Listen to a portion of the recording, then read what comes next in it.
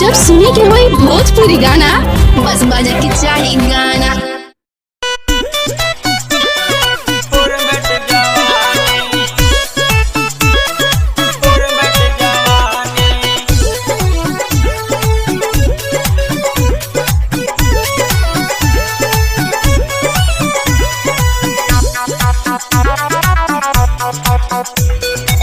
चढ़ल जवानी लागे बारू आज मूड में, तहरा के चिखली बना के फास्ट फूड में।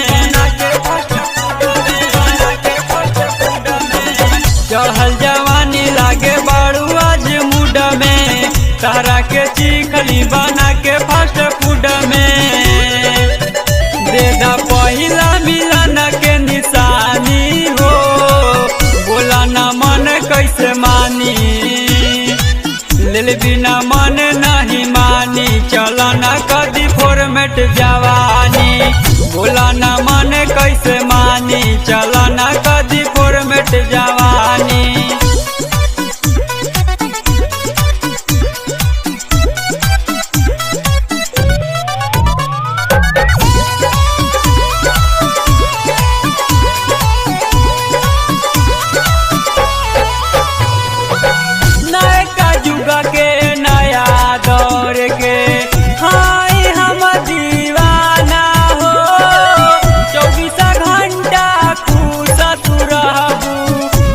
बनाला मर्दाना हो, बनाला मर्दाना हो।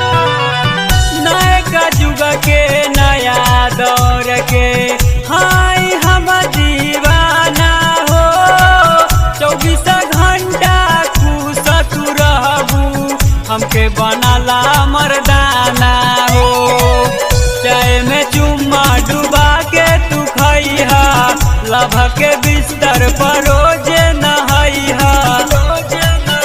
गोरिया बजनी कराया न कानी हो, बढ़ता मोर परेशानी। लेल बिना मन कैसे मानी, चला न कदी फॉर्मेट जवानी।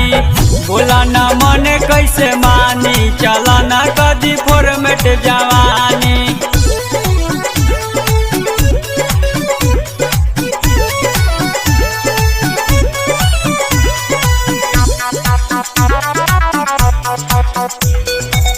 कहे सनीचर प्यार में तुहरा दिलवा बाटे भुलाइल हो।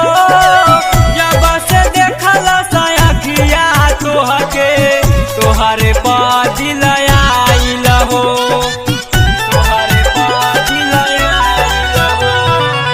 कहे सनीचर प्यार में तुहरा दिलवा बाटे भुलाइल हो।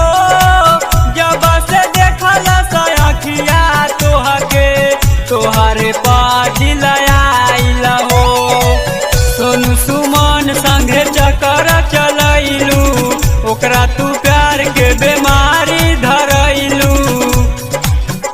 आवा लिख दिल के कहानी हो, बढ़ता मोर परेशानी। लेल बिना मन कैसे मानी, चला न कदी फॉर्मेट जवानी। बोला न मन कैसे मानी, चला न कदी फॉर्मेट जवानी। चढ़ल जवानी लागे बारू आज मूड में, तहरा के चिखली बना के फास्ट फूड में। देदा पहिला मिलन के निशानी हो, बोला न मन कैसे मानी, लेल बिना